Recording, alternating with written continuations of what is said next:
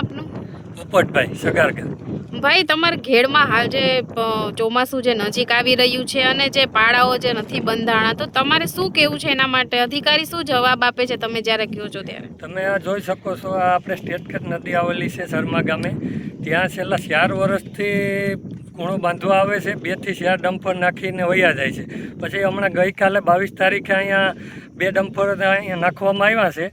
તો કાલે એવું સાહેબે જવાબ દીધો છે કે આ અમને દૂર પડે છે, ફૂલરામમાંથી ભરે છે. 4 વર્ષ કયા કારણેથી આ ગુણો મૂકી દેવામાં આવે ને એ એક અમને સમજાતું નથી.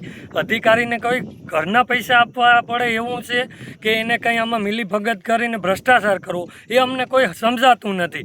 સરકારે ખરેખર 1500-1700 કરોડ જેવી યોજના બહાર પાડી છે અને સાર અંકુશ વિભાગના નંદાણીયા સાહેબ કરીને છે, એ અહીંયા કાલે શર્માના ખેડૂત હાજર હતા, તમે પાછળ જોઈ શકો છો. એને એવો જવાબ દીધો કે અમને દૂર પડે એટલે પોહાતું નથી. એટલે ભાઈ, આ સરકાર એટલા પૈસા આપે છે, મોટા અધિકારી કહે કે આ યોજના થઈ ગઈ છે. આ નદીમાં હમણાં પાણી છોડવામાં આવ્યું હતું, ઓછું પાણી આવ્યું તે સારું થયું, નહીંતર પછી આ અમારે અત્યારે પશુનો સારો હતો એ બગડી જાત.